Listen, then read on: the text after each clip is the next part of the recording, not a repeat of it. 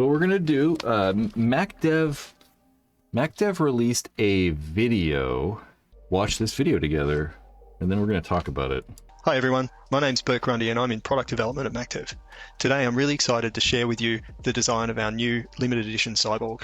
When we decided to do a limited edition, it had to be a recognizable Cyborg. It had to be fast, efficient, good on fragile paint, all those things, but it had to be... That's what it looks like though. So that's the new Cyborg. I still don't know 100% what to call this thing. I don't know. I just have Cyborg Collector Limited Edition here because I don't know if they've like really said the full name. Just every time they mention it, it's just like Cyborg Collector Edition or something. So I'm not sure. Innovative and new and fresh. So let me just take you through what we did with the gun. We did a lot of things new that we've never done before or refreshed. We went through every part of the gun and reworked or redesigned everything. So there's nothing which we've reused. And I'm really proud. This is only like 4 minutes long, so it's not like crazy. Redesigned the gun from the ground up. So if you look at the body, let me show you the body first. The lines and style of the body run all the way around the gun. We've made milled front caps and a milled back cap that allows us to style and finish the gun all around. So you'll see that it's neat. There's no screw cap there. Also, we've put classic shaped eye covers, Cyborg eye covers on there. But what's new and interesting about those is that they're toolless with a magnet fixture. So you can just pull those off quite firmly. We've also got an open classic Cyborg bolt with a low profile solid aluminium pull pin, which is great because we can match that pull pin anodizing to the gun color, and we do. Also, we redesigned and reworked the entire electronics package. So you'll see that here normally those are like classic steel. Cyborg single button design, but with the more modern USB-C rechargeable LiPo system inside.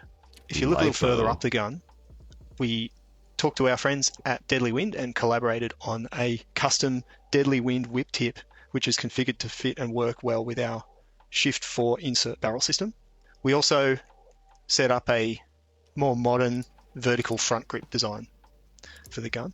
So overall, outside, you can see it's a Cyborg, yes. It does look long, though. There's no Cyborg that looks like this, really. You look at it from like that, and it does look like kind of tall, right? I mean, it looks kind of tall, but long. But that's typical. I mean, the MacDev guns have kind of always had been long. They feel good. I mean, I've always liked the way they feel. See, it's a Cyborg, yes, but there's no Cyborg that looks like this, really. But as new and fresh it is on the outside, a lot more work was put in on the inside. So if I cut away the gun a little bit, let's just chop it. You will see the first thing you should notice, let me draw your attention. This is mainly why we're watching this. Is down here in the grip, there's two regulators. So this type of gun needs two. We put them both together in the grip. And what that allowed us to do is to decouple the regulators or make them independent of each other. And it's a difficulty of many other poppet guns is that when you change one reg, it changes the other downstream. These two are decoupled, which means that changing one cannot change the other because they both have an input directly from the air system. What that means is that you can set and forget the LPR, and in changing the velocity, it won't change your cocking pressure until you want to change it. They're both high flow, high precision regulators, which lead straight up through our new electronics package to our new Cyborg solenoid. Now, the only legacy of older Cyborgs is this solenoid spool, which still remains to this day the shortest throw, highest flow, fastest solenoid that there is, pound for pound. So this solenoid absolutely drives the performance of the gun.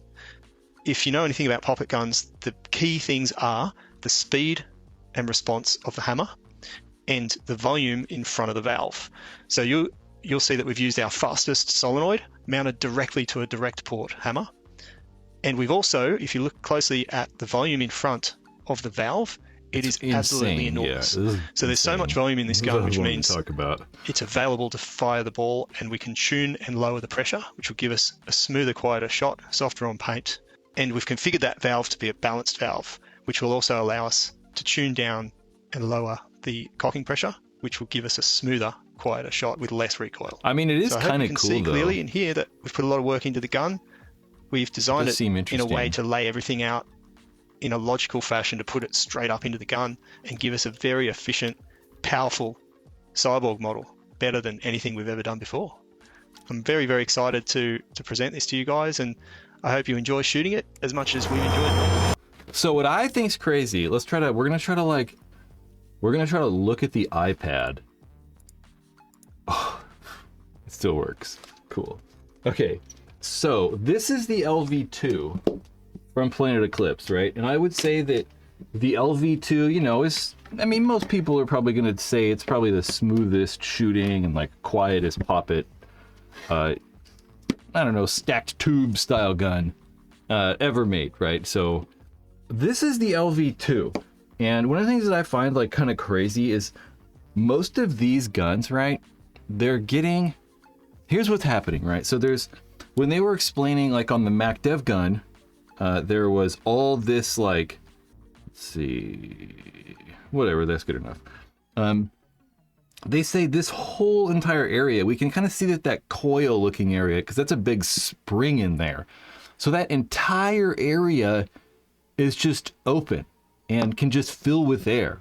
So but typically what happens is you can have paintball guns like shoot two ways, right? You can either have a really hard quick burst of air. So say like Titmans and Spiders, right? They're really high pressure and the valve just goes bang. It's just open, the ball comes out. It's really fast. Or you can have lower pressure and more volume, which means it's, you know, lower pressure. So it's opening the valve slower. It ends up using like the same volume of air. It's the same amount of air. It's just a lower pressure and the valve's open for longer rather than higher pressure and shorter and quicker. So that's kind of one of the reasons that these like higher, lower pressure guns. 3-0 and I have the tauntauns in the background. These like lower pressure guns shoot a little different because of that higher volume and the like bolt kind of being open longer or something like that. So adding more volume makes you think that maybe you could even lower the pressure like even more, because this is a crazy amount of volume. I mean, like half of the gun is like hollow. So it's kind of wild. Where if we look at the LV2, right, like one of the smoother shooting, quietest guns ever, this is where all the volume is. So it's still, I mean, still they have both a ton of volume, right? But I mean, just look at it and it's kind of like, wow, is it like double the amount of volume? It's kind of crazy. Whether that actually like means anything in the real world, you know, sometimes it doesn't, sometimes it does. We'll kind of have to wait and see the thing. One of the things I also find kind of always interesting is most of the poppet style guns, like the Planet Eclipse guns or the Bob Long guns, they have this ram or hammer. So this big heavy piece, that big heavy thing actually goes forward. This big heavy piece right here goes forward and hits that, and then it lets the air out. But this rammer, that like purple and green colored thing right there, I always think it's interesting. Like these guns, if we notice, it's like so much smaller. It's like so fat. It's like all little and fat versus being really long. That's got to have something to do with how it impacts the face of that. It has to be able to, somehow that affects it. Being fat versus being long. Somehow that has something to do with it. But I thought that's interesting how much more, how much more volume it has.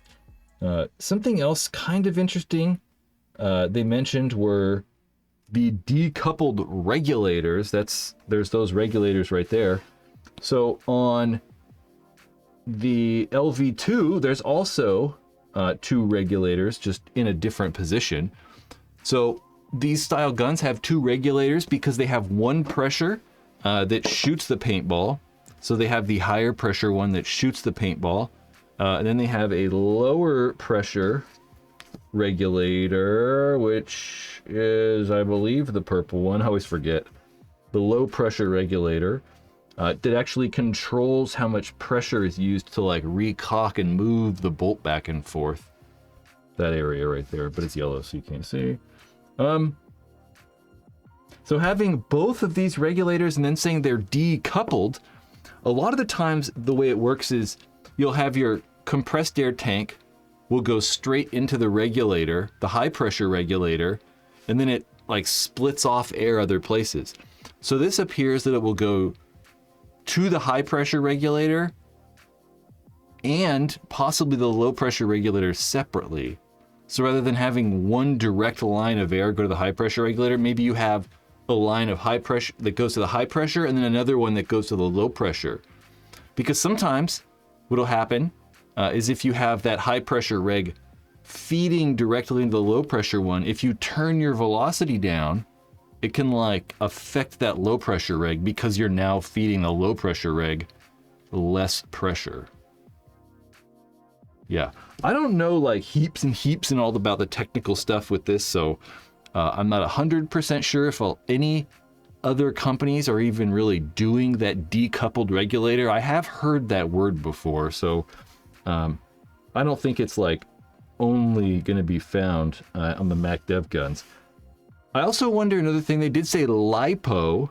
So if they are using a LiPo battery, that means that LiPo battery can be a lot smaller than like a lithium ion battery. They're a lot more energy dense, so they can make them quite a bit smaller.